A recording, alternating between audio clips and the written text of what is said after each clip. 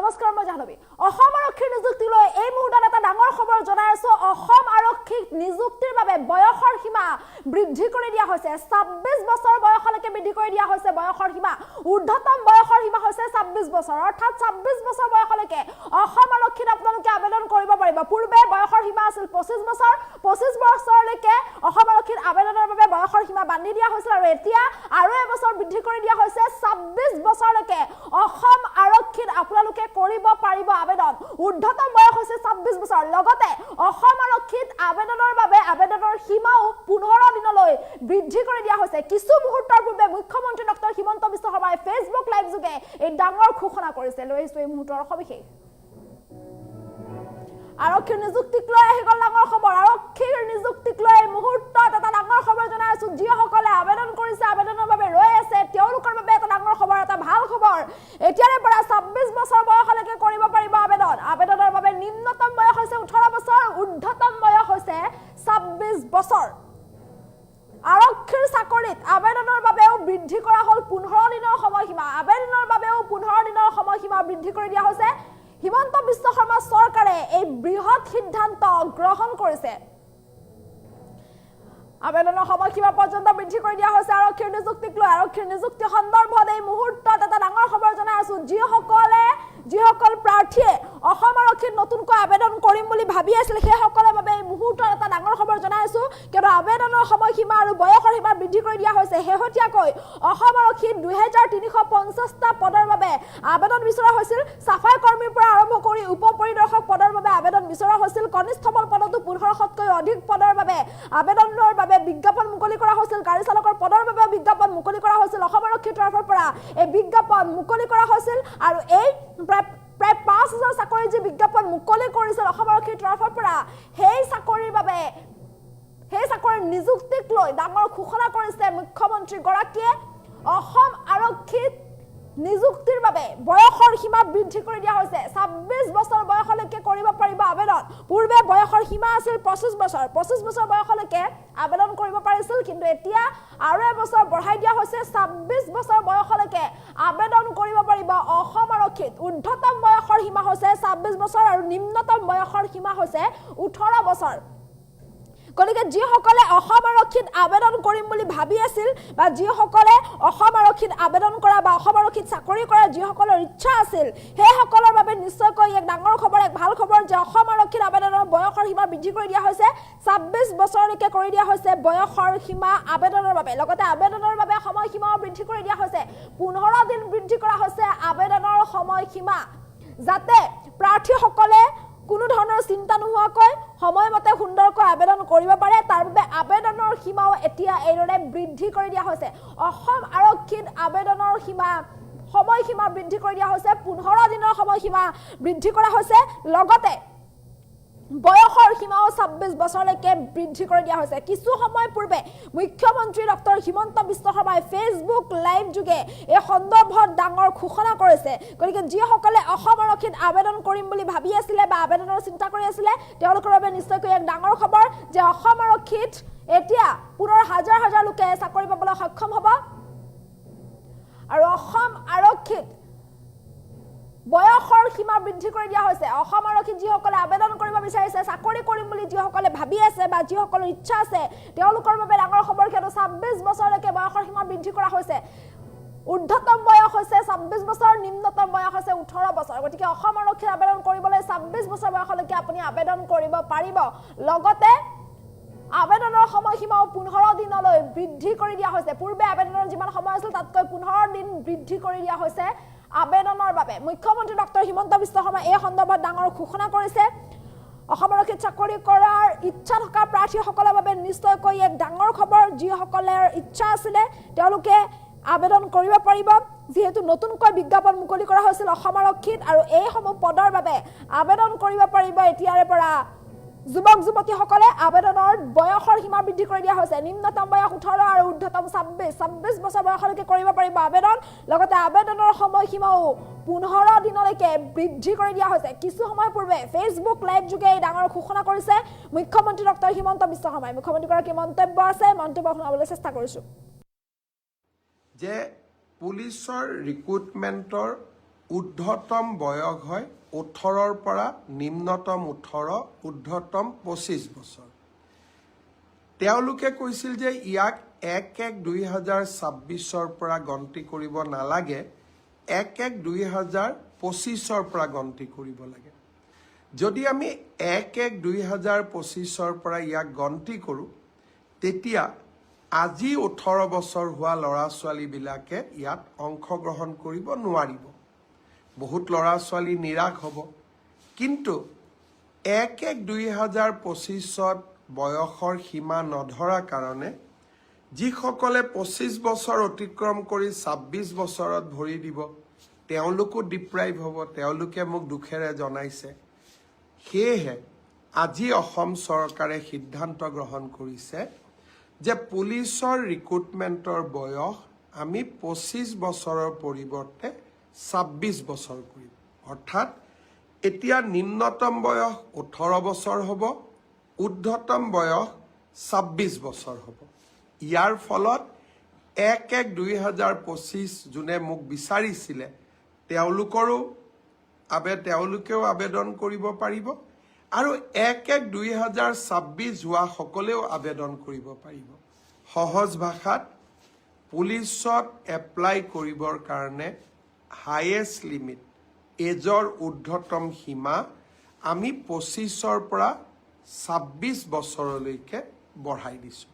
ইয়াৰ সুফল মই ভাবোঁ আপোনালোকে লাভ কৰিব, আৰু পুলিচত আবেদনৰ সময়ো আমি 15 দিন বঢ়াই দিম, যাতে সকলো কেণ্ডিডেটে সোনকালে আৰু সময়মতে আবেদন কৰাত কোনো অসুবিধা নপৰে।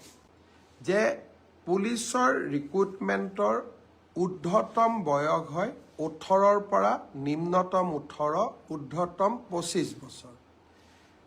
তেওঁলোকে কৈছিল যে ইয়াক 1-1-2026ৰ পৰা গন্তি কৰিব নালাগে, 1-1-2025ৰ পৰা গন্তি কৰিব লাগে। যদি আমি 1-1-2025ৰ পৰা ইয়াক গন্তি কৰোঁ, তেতিয়া আজি 18 বছৰ হোৱা ল'ৰা ছোৱালীবিলাকে ইয়াত অংশগ্ৰহণ কৰিব নোৱাৰিব। বহুত ল'ৰা ছোৱালী নিৰাশ হ'ব। কিন্তু 1-1-2025ত বয়সৰ সীমা নধৰা কাৰণে যিসকলে 25 বছৰ অতিক্ৰম কৰি 26 বছৰত ভৰি দিব, তেওঁলোকো ডিপ্ৰাইভ হ'ব। তেওঁলোকে মোক দুখেৰে জনাইছে। সেয়েহে আজি অসম চৰকাৰে সিদ্ধান্ত গ্ৰহণ কৰিছে যে পুলিচৰ ৰিক্ৰুটমেণ্টৰ বয়স আমি 25 বছৰৰ পৰিৱৰ্তে 26 বছৰ কৰিম। অৰ্থাৎ এতিয়া নিম্নতম বয়স 18 বছৰ হ'ব, ঊৰ্ধ্বতম বয়স 26 বছৰ হ'ব।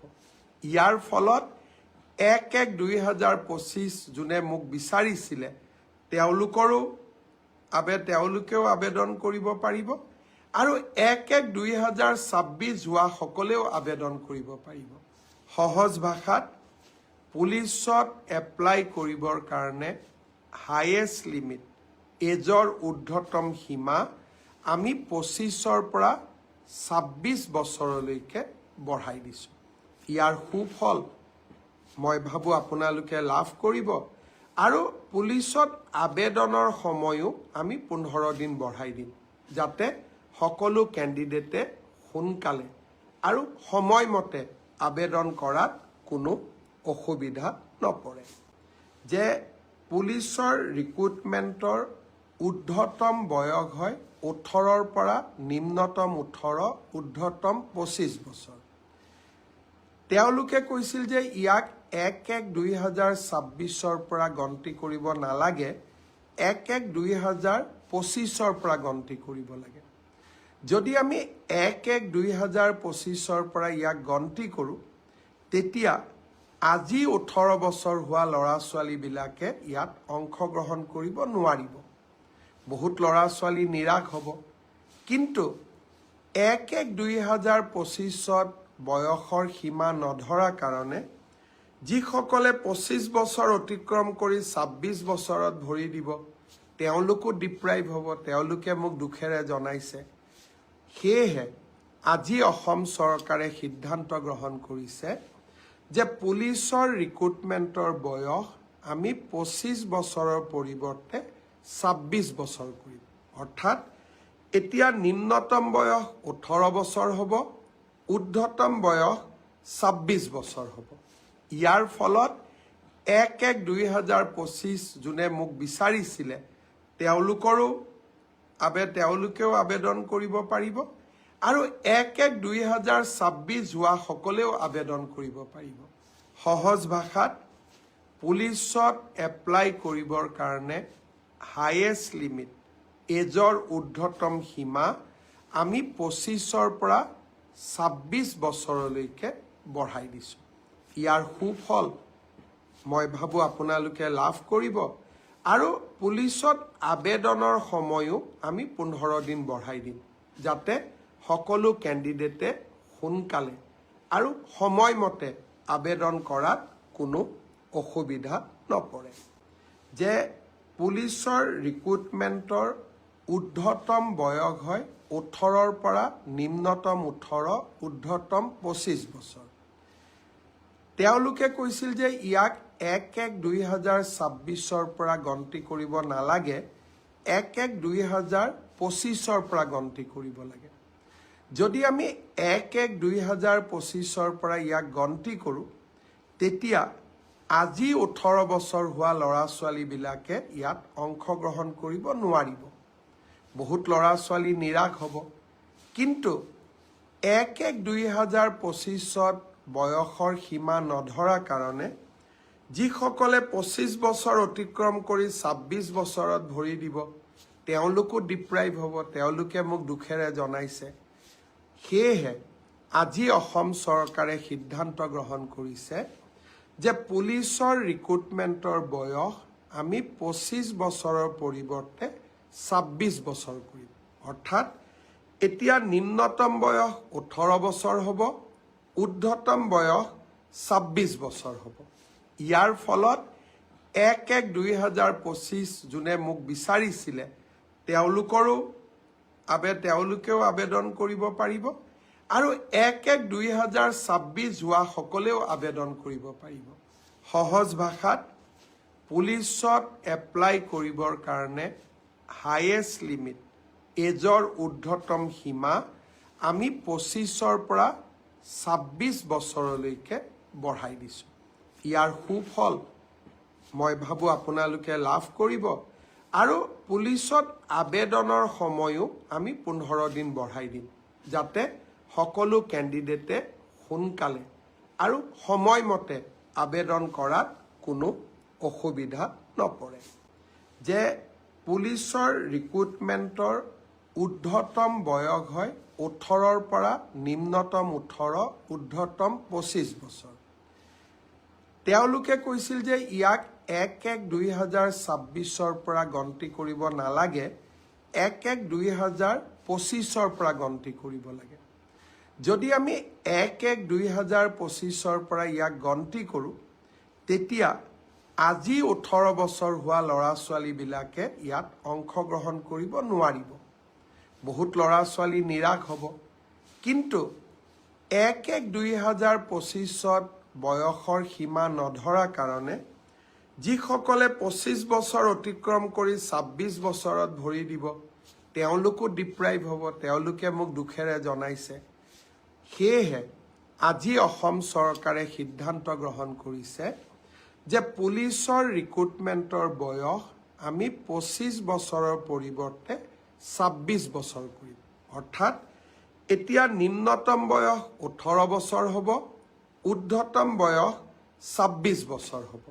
ইয়াৰ ফলত 1-1-2025 যোনে মোক বিচাৰিছিলে তেওঁলোকেও আবেদন কৰিব পাৰিব আৰু 1-1-2026 হোৱা সকলেও আবেদন